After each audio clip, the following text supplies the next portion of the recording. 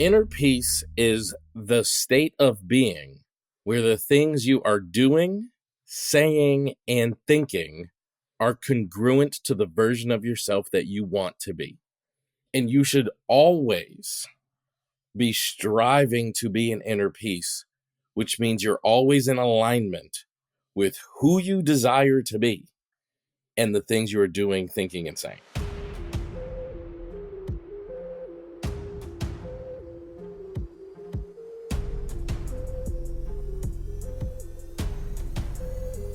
Welcome back to Family Therapy. I'm your host, Elliott Connie. And as usual, I want to ask you a very important question. What's been better in your life since you listened to the previous episode? I'm not just asking you that question randomly. I genuinely want you to shift your perspective to the things in your life that are getting better. It is impossible to have a life where everything is getting worse. And the people who are happiest and have the most joy and inner peace are the people who pay attention to the things in their life that are going well. That is why I ask you that question, and it is why I will continue to ask you that question. I've heard so many people say, like, relationships should not be hard.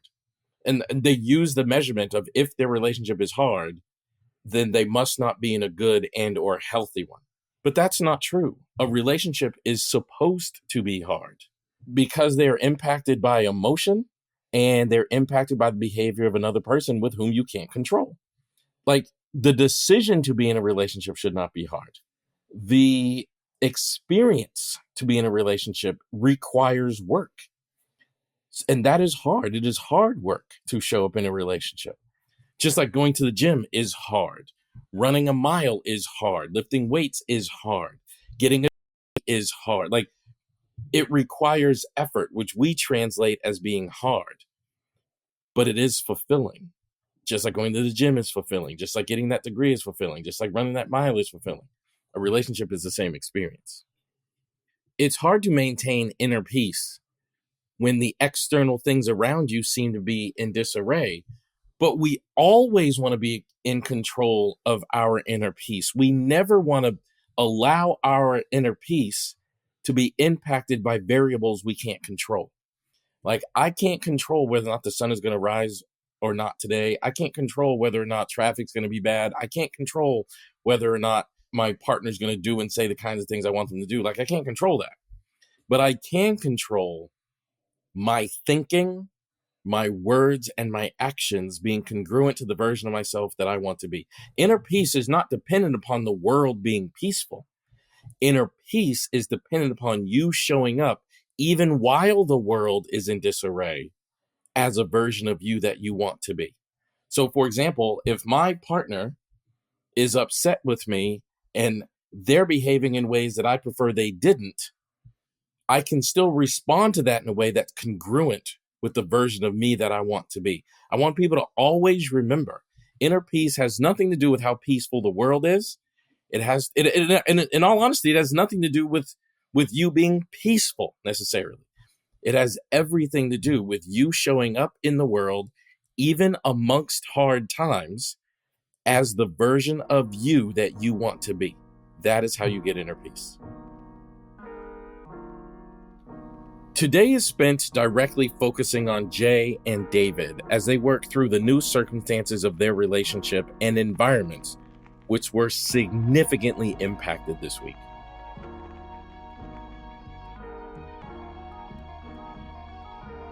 So, Jay, what has been better since we last talked? There was a couple of days that was better, but then it just didn't last, unfortunately. Can you tell me what was happening during those couple of days that told you it was better? Well, my partner moved out, and when he did, I felt so relieved, felt like a weight having lifted, felt like I was walking and moving towards what I wanted. That was on Friday. And on Saturday, he told me that he lost his job. And then that really shifted things for me because I knew it was just a matter of time before he would tell me he needed to move back in. And yesterday. He did. And as soon as he told me that, I just felt like, almost felt like I was about to have a panic attack. And I know that sounds like extra or whatever, but it's really looking forward to us separating. Mm-hmm. And even though I knew it was going to be, a lot of new challenges that would come with that, um, I still wanted it because I felt like, all right, finally, I'm doing what I said I would do. I am putting myself first. And now I'm presented with this problem that isn't really mine. But again, I'm gonna have to decide if I put him first and let him come back and, and help him deal with his current challenges. And I feel bad, but I really don't want him to come back. And I know it's a hard thing to do, it's a hard thing to say, but I just want us to be apart for a while. And it just seems like every time I walk towards that, I keep getting pushed back. I keep getting pulled back to a place that I don't want to be. And I'm not really sure how to navigate that feeling. Told him, I needed some time to think about it. But in reality, I just want to tell him no. And I don't know. It's just kind of where I am right now. If we go back to Friday, you said Friday, and what was the exact word you used? You said I felt free. hmm What were you like on Friday? Just can you just tell me like what was Jalen like on Friday? I just felt lighter. Um, I felt good. Like I felt like great. We're moving in the direction that you want to move in, taking the right steps to create the life that you want. I felt empowered. I felt like, I made a decision. I stuck with it. It was good. How did you know? You using words like I felt lighter and I felt empowered. How did you know that you felt those things? Like what was happening that let you know you were feeling those things? I don't know. When you ask me those questions, I feel like I really don't know how to answer I them. know, and look, when I ask you those Mhm, questions, I'm aware they're unusual questions. But trust me, I'm asking them for a reason. But mhm. what was happening that let you know this is Jalen lighter. This is Jalen empowered. This is Jalen feeling free. Like what was happening? I don't know if anything was happening. That's why I'm trying to Like figure out how to answer it. Like I just felt better. Like I don't know. Like it's just like if you're carrying something heavy and you put it down, you're like, oh, this feels better. And that's just how I felt. you haven't responded yet, right? Mm-mm. What is going into your thinking as to how you'd like to respond? I just want to tell him no. I just want to say no, but I'm having a difficult time telling him that How come? Like what's difficult about it? because I know like he's in a difficult position Mm-hmm. and it hurts to tell someone no when they're down and out, but that's what I want to do. Gotcha. So what would be the most useful way that we could use our time today? Like what are your best hopes from talking to me today? I don't know. I'm not really sure. Um, I'm just kind of out of it right now, so Right. I don't really have much direction for you. How would you rather feel? Like I don't get the impression you enjoy being out of it. How would you rather be feeling? I rather feel like I'm not taking on someone else's problems. Hmm. I'd rather feel like I, just am focusing on myself and mm, just not feeling stressed about the situation. That's just at peace and more relaxed. How would you know? I mean, you use such beautiful words like I'd feel free. I was free and empowered. How would you know if you felt those things and it no longer mattered what was happening or David was doing or not doing, where David was living or not living? Like, what if it was like, how would you notice if you had freedom and empowerment and it wasn't something someone else could take away? Like, it just like belonged to you, regardless of what everybody else was doing. How would you know that that kind of feeling had come over you? Well, I don't know. I don't know that I can feel those things without taking into account my environment.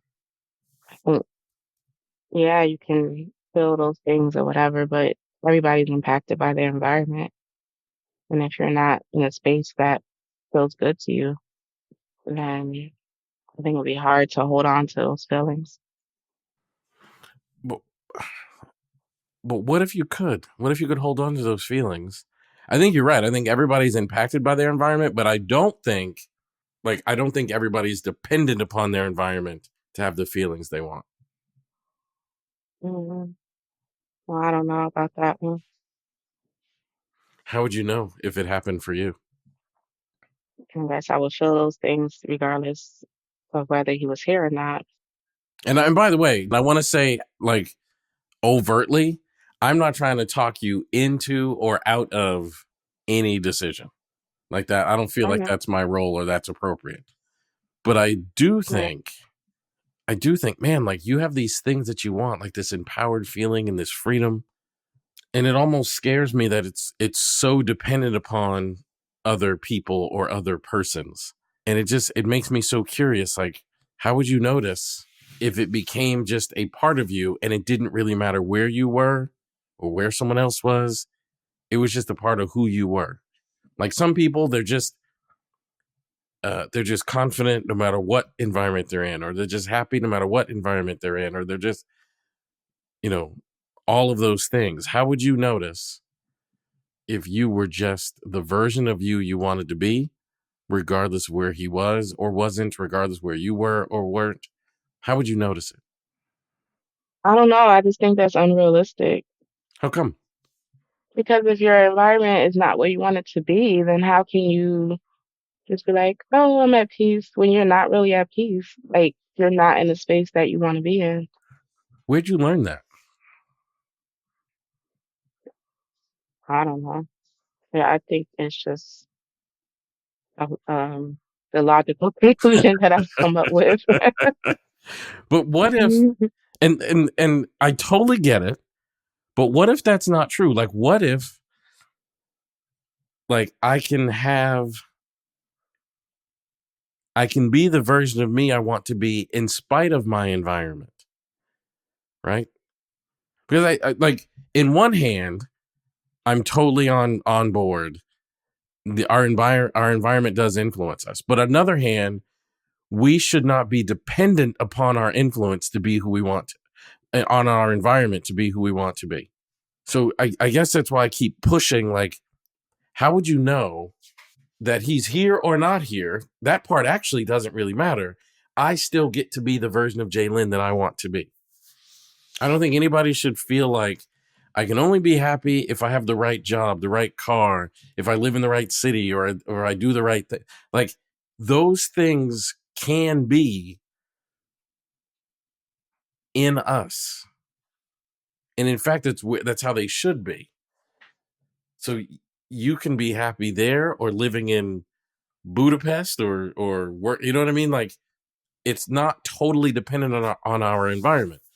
So that's why I'm so interested in like, how would you know that you've taken this on to such a degree that it's no longer dependent upon who's living in the house or not or whatever. It's just who Jay Lynn is. I don't know. I don't have an answer for you. Okay. Thank you for trying. Would you be pleased if that were to happen for you? If you got to a space where you were like, this is just who I am? Mm, yeah, sure. Have you ever felt that way?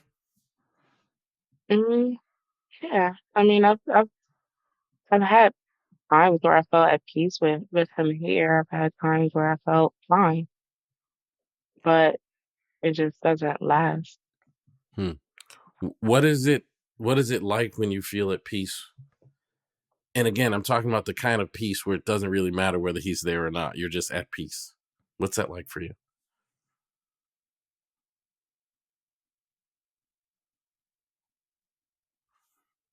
I don't know. I just go about my day feeling like everything's fine. Everything's gonna be okay.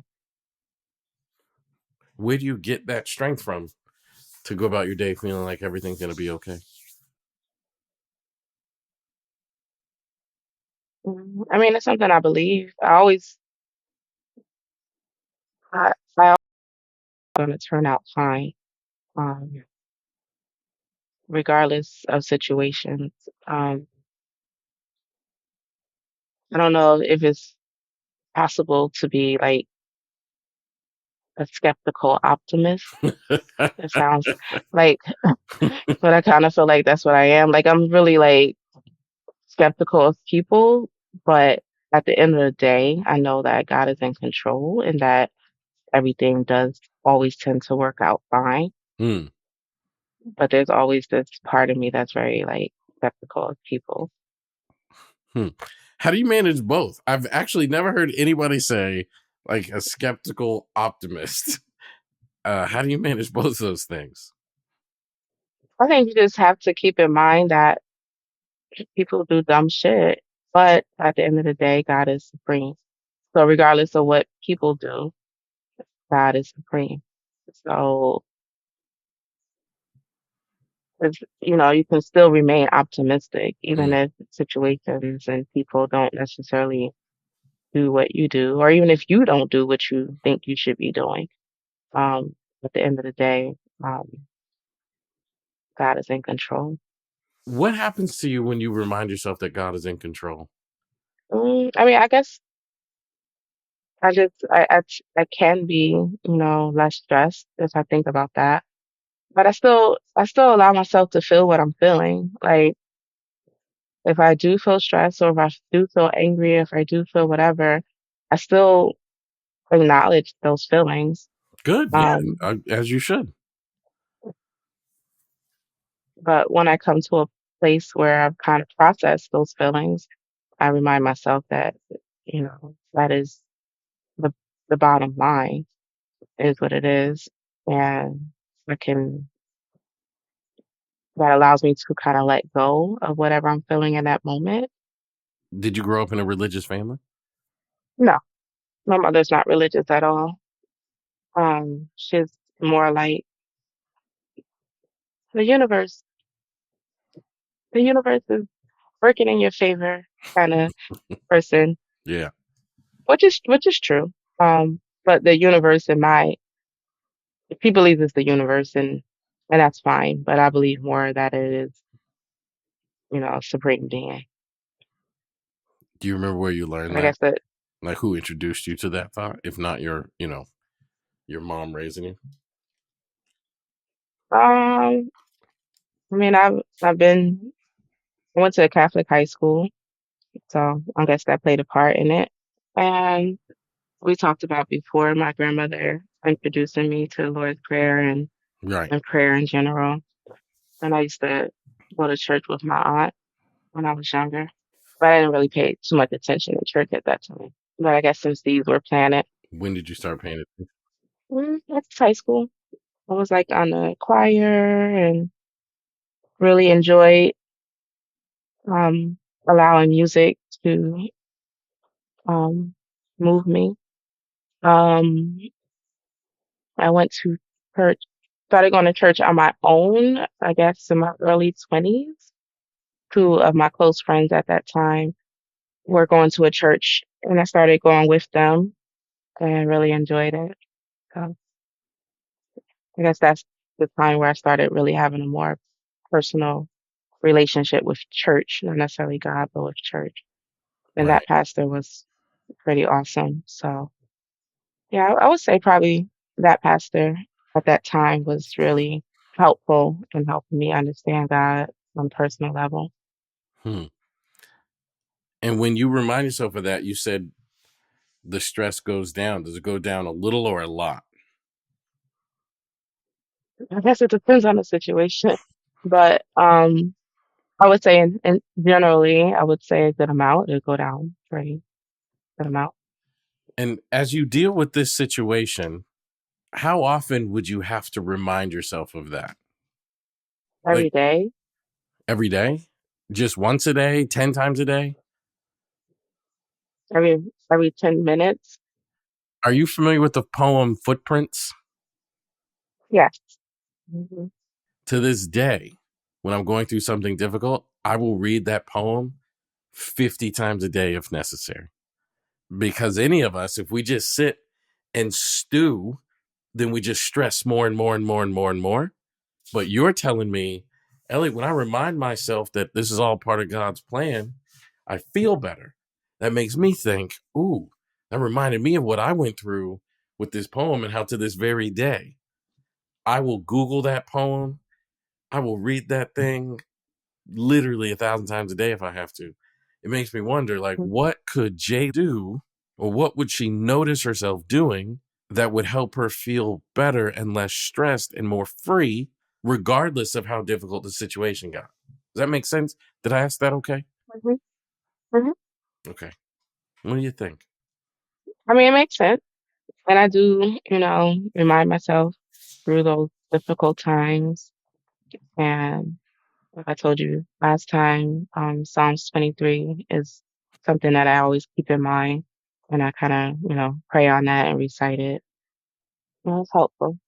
Because it doesn't really matter whether he moves back in or you say no. Either way is going to be hard because it'll be hard for you to say no from what you said earlier, right? Hmm. Yeah. So how would you know that regardless of which hard path I take, there are things I can do to feel less stressed and feel better? And because I deserve to, it doesn't matter. That part doesn't matter where he's staying or not staying. Like, I deserve to feel good. And there are things I can do to help that happen. Yeah, What difference does that make for you to remember that? Like, I can make myself feel better regardless of which way this goes. I understand that. Okay. What difference does it make to you to have that understanding? Mm, I don't know. It's such a profound way to view things. It's just like regardless of this situation or any other situation, I do understand those things, but there's still, I don't know, there's still this sadness, I guess, that I can't really take. So it's like, yes, I do know that things will be fine. Mm-hmm. I know that, you know, him not here, him here, I know it's going to work out fine. But that peace, that inner peace, that inner joy, I don't think that I've kind of mastered that yet. Gotcha. Um, and that's kind of just the way it's been for a while. How will you know that you've mastered that inner peace and that inner joy? I think that's, Jalen, I think that's so crucially important. How will you know you've mastered inner peace and inner joy? I don't know because I've never had it. So I don't know what it feels like to be like that every day. Hmm. When do you remember having the most peace and the most joy in your life? Going all the way back to like early child, like when you remember having the most peace and the most joy? I don't know about joy. Joy is something that I don't know that I can't really think about when I've had joy. I don't know. There's nothing that really stands out to me. Like, Right. there's moments of it for sure, like with my children. Um, but like inner joy, I'm not sure. But peace, definitely have had moments of that felt more internal.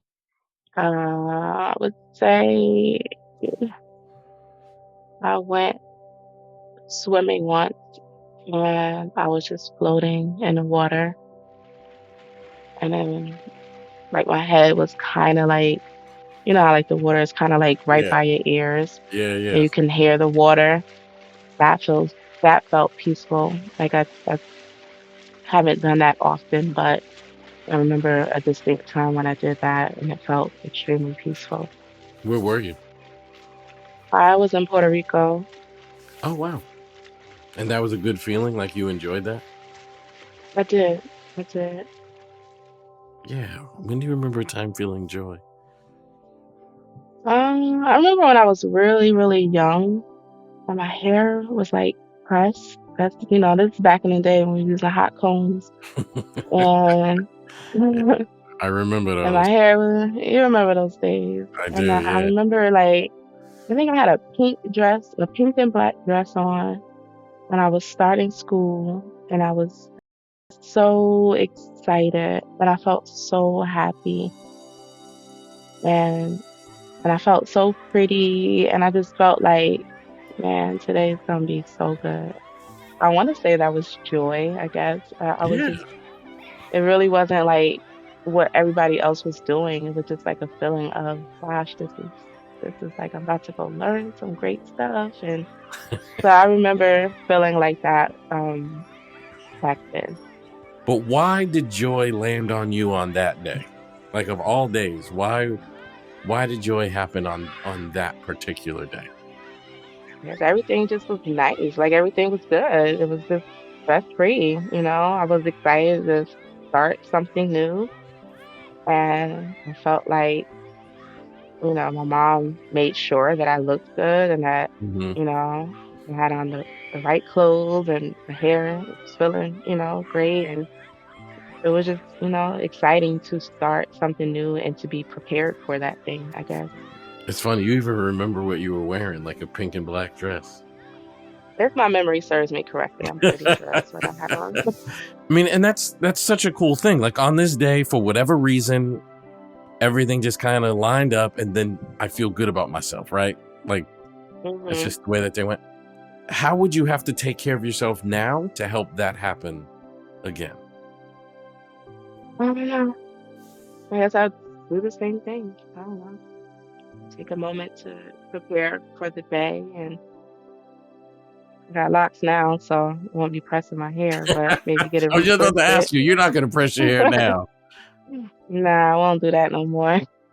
In a lot of ways, I think this might be our most meaningful conversation, and I really appreciate you. I hope you know that. I know the situation is hard, and one of the things I appreciate about you is you let me push you. And I know there are probably times you think in yourself, if this dude asks me one more question, I'm going to reach through the screen and punch him. But I hope you understand, like, I have to do my job and kind of push you a bit. And you said some really incredibly important things today.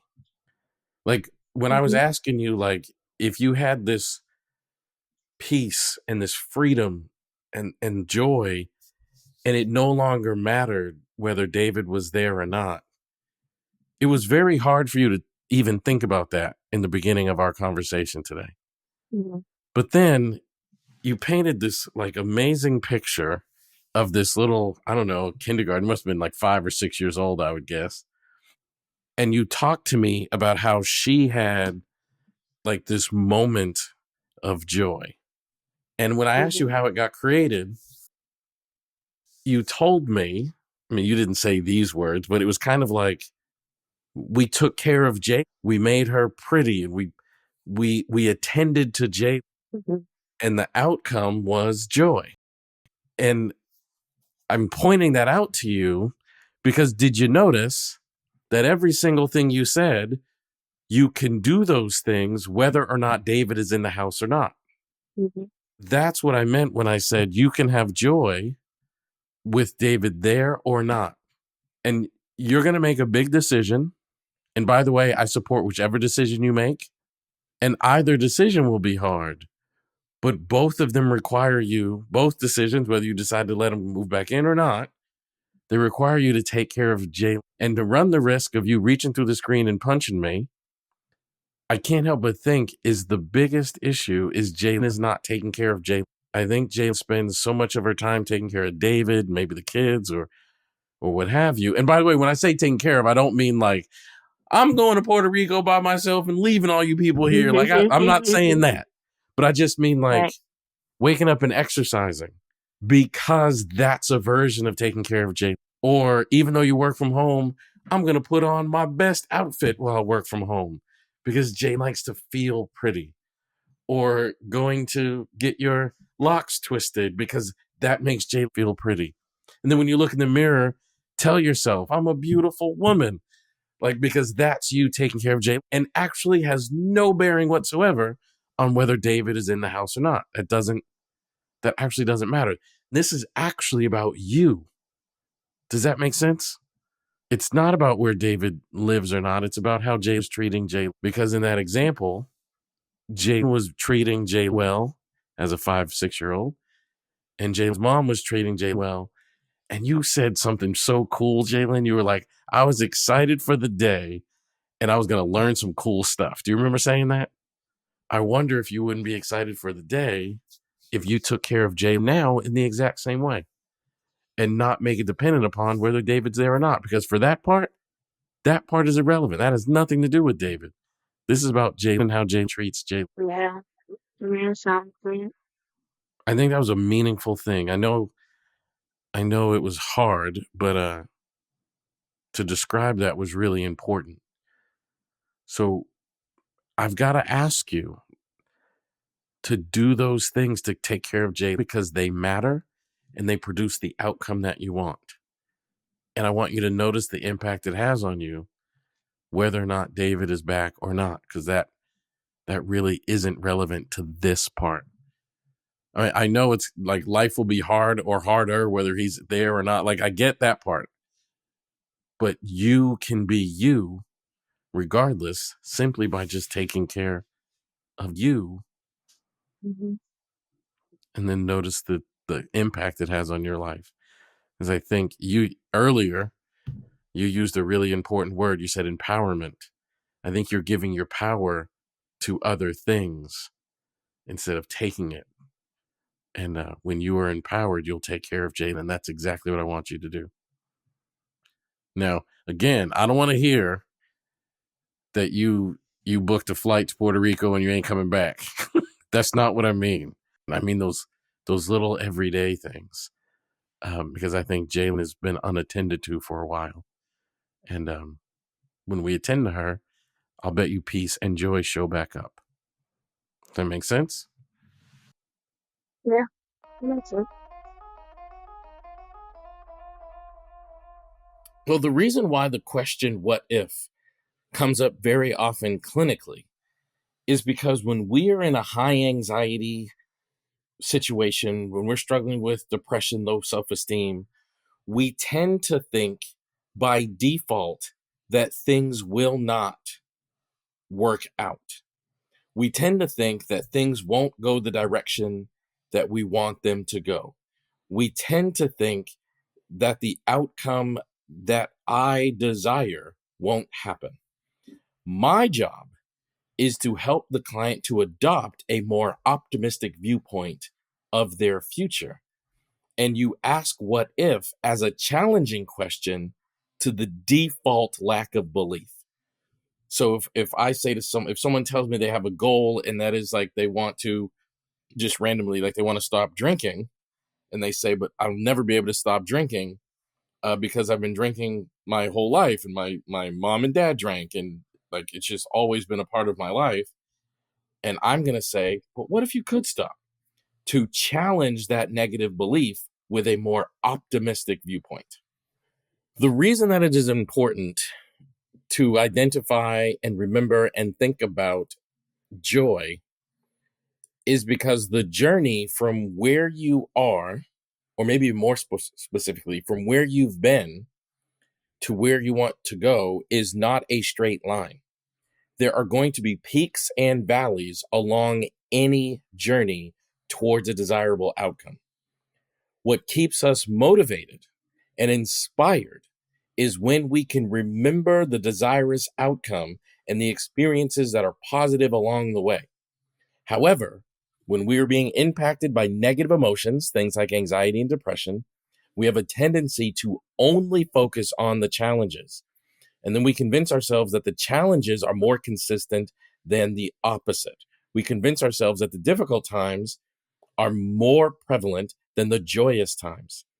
Those things tend to stick in our minds more, especially when we are struggling. And then we become demotivated. So if we can think more about the things that bring us joy, the joyous moments, the positive things that happen along the journey towards a desirable outcome, then we are much more likely to stay in our own peace, and we're much more likely to stay motivated and continue moving forward towards that positive outcome. When we return, we will learn more about David and how these circumstances are affecting him.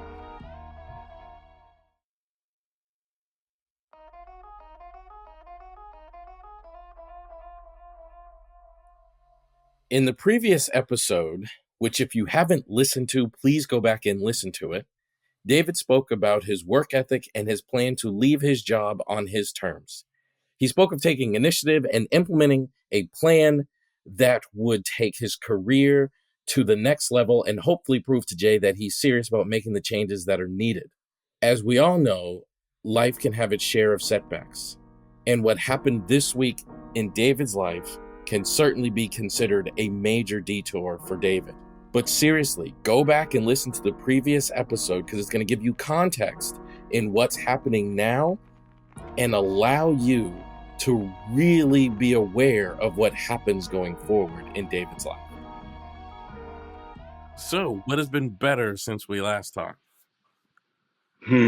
What's been better? Ooh. I mean, for sake to say, some people might not seem as better, but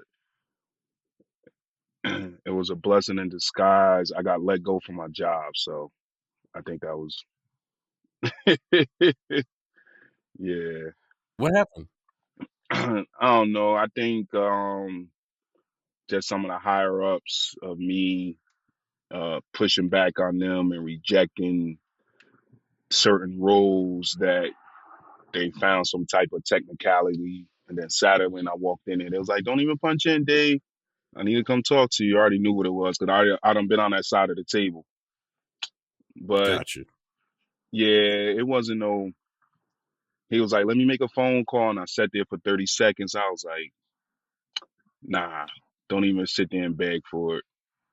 So I just got up, shook his hand, and and I left Mm. with a smile on my face. Ain't even worrying Hmm. about it. Yeah, because like I said, the last discussion, certain things that I was putting off hold and everything, all that is in play. Like a lot of stuff is in play. So I just got to finish up a couple of things and I'm not even worrying about that. I just started hitting some of my contacts that I always had. And, things are looking good so far. So far, so good. Excellent. What else has been good? Mm, that's pretty much it, man. It's been a difficult weekend, but I'm trying to stay positive, trying to stay my course, keep my routine going, but it's been a difficult weekend. The How'd you get last, through it? pray, stay positive, just worry about what I can control, and that's it, really. That's all I did every day, Friday, Saturday, Sunday, Monday, Tuesday, and today. Same thing. And it's been getting me through it. And just being productive on my time. So I'm up early and I'm being productive, getting things done so I could just keep moving forward. Man, okay. So, what are you hoping you could get accomplished in talking with me today? Um, like I said, man, every time I have a conversation, every one of our sessions be positive. It Mm-hmm. just keeps me going, some clarity on some things, you know, highlighting some of the stuff that I might have say and then just, extracting the information or like that's something positive. Dave, that was good. And I want you to do this. So I think, I look forward to that because believe it or not, it keeps me going. Like the last session, like I feel like if I wouldn't have had the last session, this weekend would have been a little rough. It would have been Right. a lot more rough than what it really was. But Hmm. you know, What happened this weekend? well, with me and Jay, I left. I had to go. That was hard. Got through it. Hmm. Um, Still here every morning. Put the boys to sleep every night if I can. That was rough. Like it was rough, but I just look at it like maybe this little bit of time, to get myself in order, get her in order. What I mean, self reflect, and then we could start moving forward. I didn't take it as like I'm not angry with her. I'm not Hmm. like, I'm not mad that she put her foot down on certain things. And I just, like I said, man, I just gotta, worry about what I can control now. And what I can control now is being there for my boys. Like, what I'm saying? Still looking out for her, make sure she good, but taking care of myself. That's that's Right. that's the ultimate goal because without me good, then nobody else is good. So I gotta That's take care of a myself. 1,000% true. Yeah, Yeah. that's 1,000% true. Where are you staying now? Well, so um I was about to get an apartment, but you need job verification and stuff like that. So hopefully in the next couple of weeks, I'll be in a position with a job that I could just use the Hmm. verification that I'm still employed. It's not really a money thing, but the last couple of nights I was at a hotel Okay. and I called my sister and I just told her like, yo, I just need to crash here a couple of times, maybe out the week. So I'll probably just do that, go back and forth. Cause sometimes I just need to be by myself. Like I just want to I don't want nobody around. I'm by myself, focus, do what I need to do, and then just keep chucking away though. But that's what's been going on, man. What do you want the outcome of all of this to be? The outcome, what I want, Yeah. and I'm looking forward, and I hope it happens. The number one thing I want us to be me and Jay. I want us to be good, right? Together, All right. good. That's the number one thing. The number two thing is, I think, as far as me, staying disciplined on my routines, getting certain things in order, so, so I can accomplish my other stuff that I need, that I want to do. And I think I'm on the right path. I just got to stay the course. Will it be a couple of speed bumps? Absolutely. But I can't let that stop me to from wanting to do what I want to do. Right. And it's crazy because I constantly listen to Les Brown and just, ah Right. man, I feel like sometimes like he's sitting next to me or I'm on the phone with him and he's just talking to me like I was supposed to listen to that today. Right. Yeah, like, and just hearing his story is just like, all right, because it's gonna be rough, it's gonna be some turbulence, but you can't, if that's your dream or that's your goal, you can't stop. So I'm not stopping until I get there, right? And once I feel like once Right. I done did everything I was supposed to do, I did everything, right? Then now you just gotta see what happens. If it happened, good. If it don't, you can't. I can look in the mirror and say, look, I did everything. I did everything, right? Is it something else I need to do? I still ask that. If there ain't nothing else I need to do, then like I did everything and I can't be mad at, I won't be mad out there. I'm a type of person that if I give it 150%, right? Hmm. And I can't be too angry out the outcome because I done gave it my all. I done did everything. Right now Right. I'm not at 150%. I'm getting there, but it's a lot that needs to be done. And that's how I operate, you know? And yeah, and I'm comfortable with that. I will be I, comfortable with that. what percentage would you say you're at now? As far as pursuing and doing the things that I need to be doing on a daily basis, I'm at a B, a high C plus, so like Hmm. 75, 78 around there. So how would you notice if the percentage went up even higher? When I start getting to the next steps, when I start when I done check this off my list and check that off my list, things like that.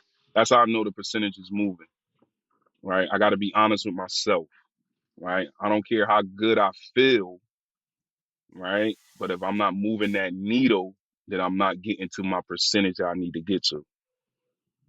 Right. What are the type of things you'd have to check off the list? Completing this job process that I'm currently trying to get into. Um, Mm-hmm. finding, getting my place, you know, taking my real estate exam, things like that, things like that. Like I got to, and even just staying disciplined on my routines. Like, I implemented a little bit more in my morning workout. So like just staying on my routine, staying on my course, right? I got to keep doing that. And before I go to bed, I make my list of things I need to do tomorrow. And then before I go to bed, I check off what I needed to do or comment on why this is not 100% completed because of this, that, and the third. And how would you notice that this was having a positive impact on your relationship with Jay? By letting her know, because even the little bit that I told her today, right? The little update that I told her what's Mm-hmm. going on, like she was like, okay, that's what I'm talking about, right? All right. But I can tell because I know her, and I said this when I talked to my sister. It was like, and my sister, she's very honest. Like she loved me. I'm a little brother and everything, but she was like, "S- your back had to get pushed up against the wall a little bit for you to get your sugar your shit in order, for somebody to kick you in your ass, right?" And I was like, "Yeah." She was like, "It's all right. You don't worry about it. You done been through adversity before. And you done got through it, True. right?" I said, "Absolutely." And I think that's with Jalen too, because she said it. I think it was like a week ago we was talking, and she was like, all this stuff got happened, and now you want da da da da da da. I've been telling you, I've been telling. I was like, yeah, you're right, you have. What you want me to say? You have. Mm. Okay, you have. I'm not gonna sit here and be like, no, you ain't say this, you ain't say that. No, you have. Okay. Now it's time to. There's no more talking. It's just all action. That's all it is Hmm. now. It's action. It's no more talking. It's all action, and that's the wave I'm on. Is she surprised by the way you're handling all of this? I will say probably yes. As far as how fast I'm doing this, right? I think that's what it is. I just got to stay consistent. I got to stay consistent, not just for her. I got to stay consistent for myself, because once I'm consistent with something, then it's just automatic. It's a habit. It's automatic. Automatic. It's gonna happen every day. No discussion, no hesitation. It's gonna happen. So I got to get consistent with certain things every day, and just Right. keep checking off my list. How will you know that it's making a difference between the two of you? Like it's actually improving the dynamic between you and Jay? I think my first notice will be probably conversations. Like the conversations would be a little differently. Right now, it's just it's like checking in, update. But I think once she starts seeing the change in me handling stuff that needs to be handled, I think the conversation is gonna switch a little bit. It's gonna change a little bit. Yeah, and I know it's gonna To take what? just. I think conversation is gonna change more to us than it is to what I need to do or what I'm doing. I think the conversation is gonna start shifting towards more of us, like that. I think that's what's gonna happen. And Yeah. as it shifts more towards us, how would you know that conversation was a good thing and about you guys moving forward in a way that works for both of you? Well, I feel like that'll be a good thing because now, as we keep digging deeper on the needs of us in a relationship, when the other things is not even irrelevant no more because they already in order, or you already done did it, and you're moving forward on that. Now let's move forward with us. So I think it's gonna be some rough conversations probably, right? But it's gonna be Mm-hmm. conversations that need to be heard from both of us.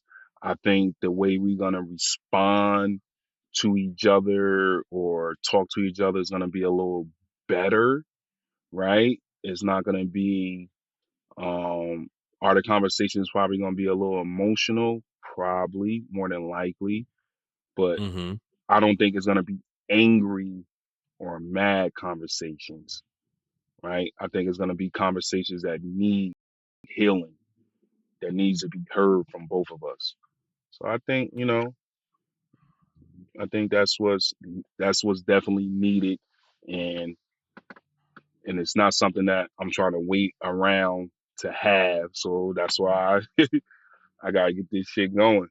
I gotta get it going. There's no other way but forward. No rear view mirror. Are you the type of person to initiate these conversations with Jane, or would she do it? She's the one that initiate the conversation, right? So, and I know that, so I will initiate some of the conversation. But that's her. Like I just like, yo, let's talk. Let's have a conversation. What's going on with us? What's up? You know what I'm Mm-hmm. saying? Like I think, and by me doing that, that's a change. That's definitely a change. That's not something that Davey usually does.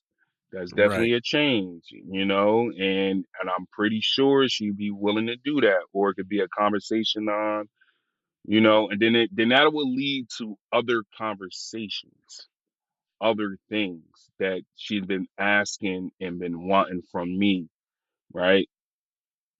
That we can get through, and it'll be a very doable conversations that can have with action behind it, because then there'd be another path I got to go. I'm like, all right, me and her agree to this.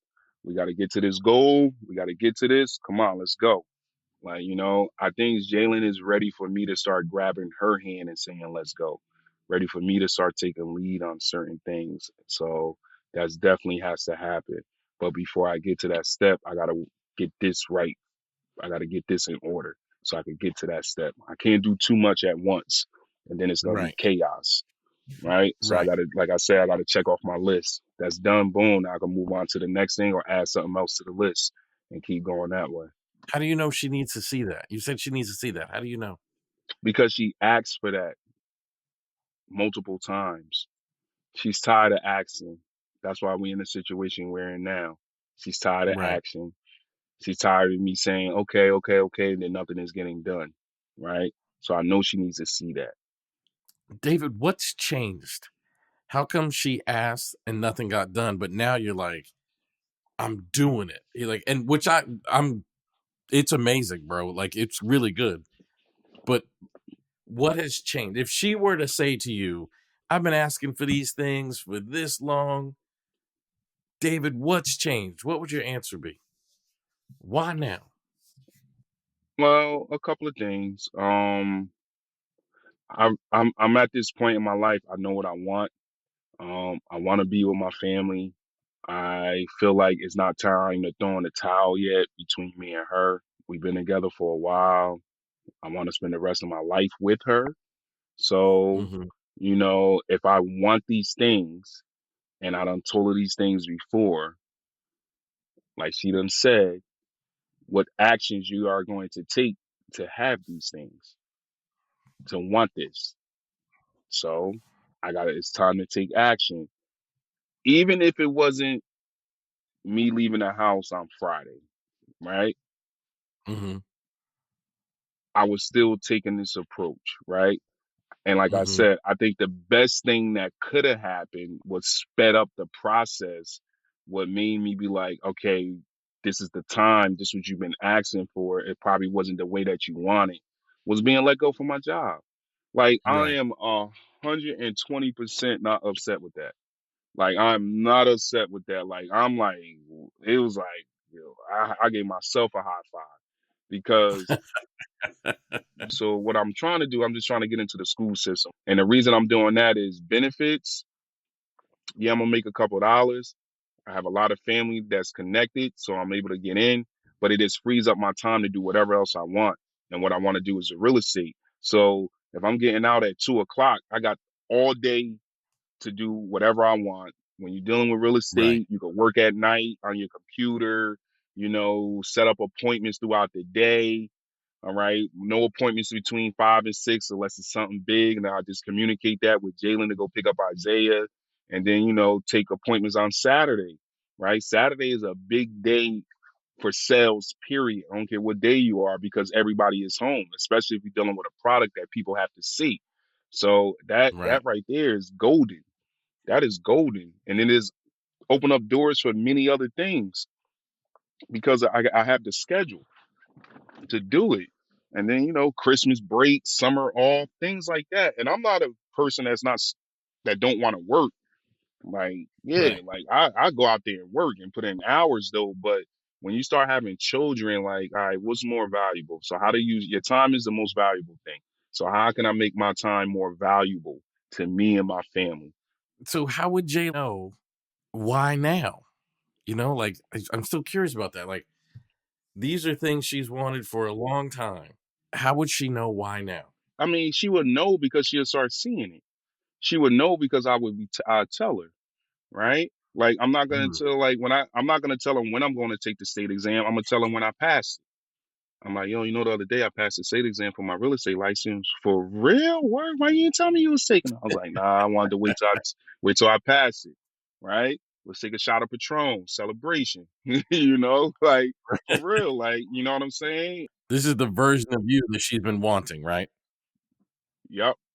A small part. Yep. This is a small version of what she been wanting. Yeah, because she texted me and she was like, listen, I know it's difficult, but I know you and you're able to do it. For me to come out of the inner city and go to Ohio State and go to the top level, because out of everybody that come out of college, only 1% sign an NFL contract. To be a part of that 1%, that impossible, to being part of that difficult, to being part of that 1% is doable. You can do it. Yeah. It can be done. So that's what it is. That's what it is. It makes me think Nelson Mandela has a quote where he once said, "It's always impossible until it's done." Yep. That's a Yeah. good one. So if I were to call Jay right now, I'm willing to bet you just because of what I know about people, Jalen would say, like, I'm really pleased that he's responding in this way, but that's because it just happened. How do I know it's going to keep happening? How do I know he's going to stay this way?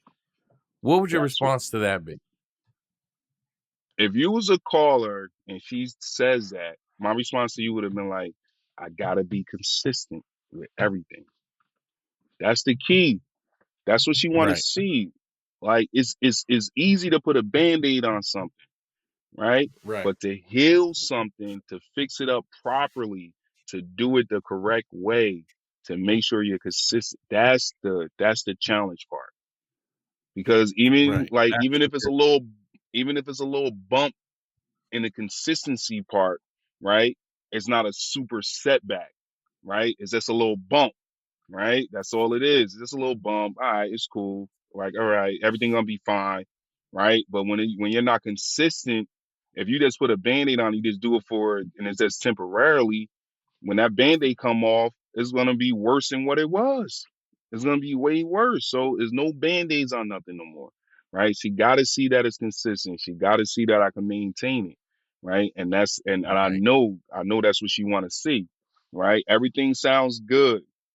That's why she's not jumping up and down and giving me the super praise because she was like, because in her mind, she probably saying like, "Oh, I told you you should have been did this, right? We could have been did this. You would have been at a different level right now if you would have did this 2 years ago." Like, you know what I'm saying? So I already know like some of the stuff from just being around her and the conversations that we done had multiple times. and that's what it is. So, like I told somebody, my friend hit me. He was like, "Hey man, just come in." I was like, "Bro, I'm never going back to the retail stuff. Like it got to be Mm. nothing else to do. I'm not going back.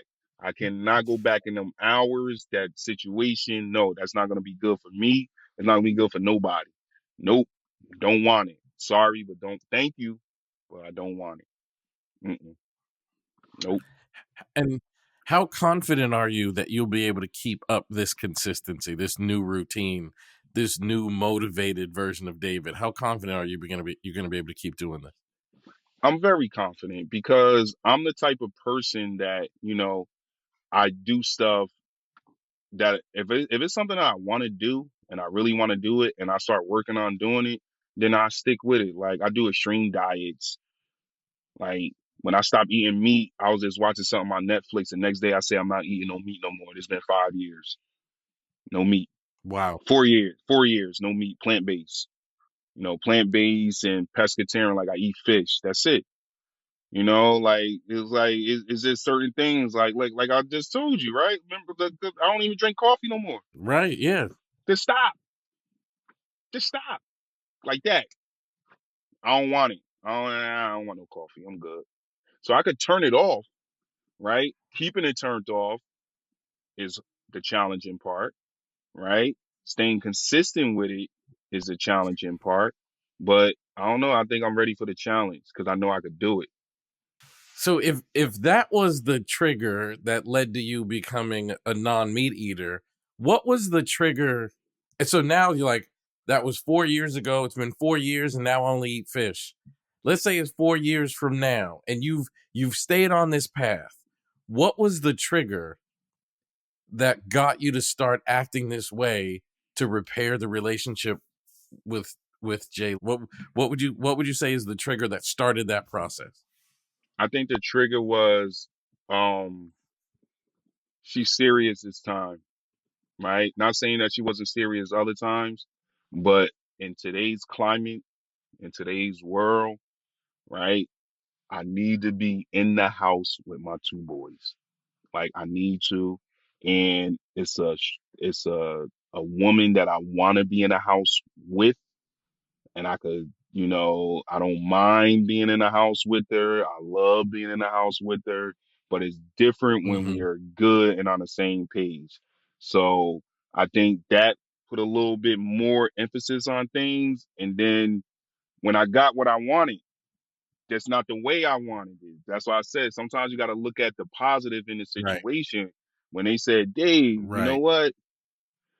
We making cuts and getting cut. Like I got cut from an NFL team, got signed a month later, was with that team for 2 years. So like it's like, all right, okay. Like, like, and I was a younger man Right. then too. Like I was still like I ain't had no children or nothing like that. So we're about out of time, Hmm. but I want to tell you the thing that stood out to me today, and I'm going to ask you to do a really simple thing. Yeah, You have this remarkable ability because you had never told me that about the Netflix, and then you immediately immediately. changed, Hmm. and that change is still present 4 years later. It's like once you have that like trigger point, then you're capable of making a decision and like sticking to that decision until you see the process through. Yep. And you've done that multiple times. Like that's not a Hmm. one-time thing. Mm-mm. So Nope. I just want you to notice yourself being consistent on this new thing. Because 4 years from Yeah. now, you're gonna have a new story to tell about how you did this. Yeah. In the same way the non-meat transition, Hmm. right? Yep.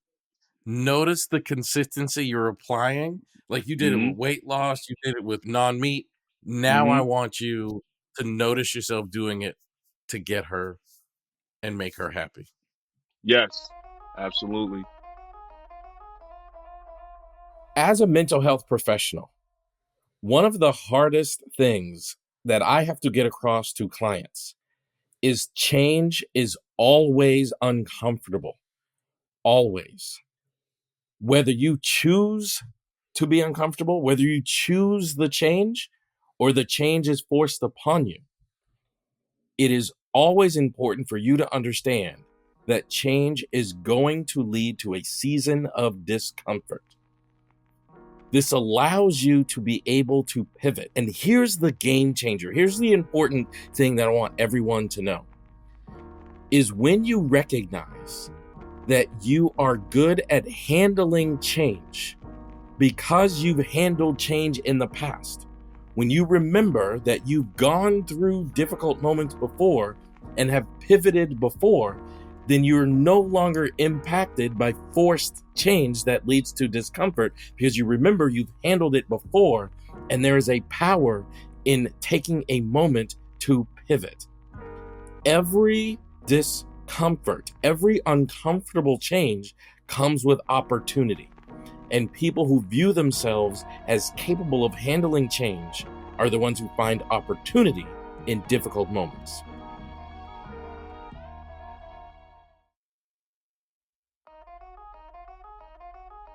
For both Jay and David, the plan they had in mind to implement to evoke change or accomplish peace in their lives didn't work out the way they expected them to. But we have to remember that what is out of our control is out of our control. So mastering our peace and inner joy must not be contingent upon things we cannot control and must be contingent upon things we can control. And things we can control are things like our response to a difficult circumstance. Things that we can control are our decisions to a difficult circumstance. Things we can control are our level of consistency with the way we want to live and show up in life. Those are the things we can control. And once you master those things, you inherently master your own inner peace and your own inner joy. And it is no longer dependent upon how the world is responding because you have decided to show up as you, regardless of how the world is responding. This is not just a podcast that I want you to consume and be entertained by. I actually want you to be inspired. I want you to be impacted by this. And in fact, we can't help but be impacted by the content we consume. So what I would like for you to do is come on this healing journey with us. Come on the journey of change, rediscovery with us. And the way to do that is to just pay attention to the things going on in your life as a consequence of listening to this podcast. Pay attention to things in your life shifting in a more desirable way. Pay attention to your desirable outcome becoming your reality. Pay attention to evidence of your success, your resilience, and your strength, and let us know in the comments what you're noticing in your life as a result of listening to this podcast and as a result of paying attention to these things. I would love to hear from you about your healing journey, your family, and your feedback. Leave a review, send a DM, connect with me on socials at Elliott Speaks. And you can also send me a text message to 972-426-2640. Family Therapy is a production of iHeartRadio and the Black Effect Podcast Network. Special thanks to our assistant, Glendale Sepe, the music supervisor, Bo Dozier. It's produced by Jacquees Thomas and the executive producer, Dolly Bishop.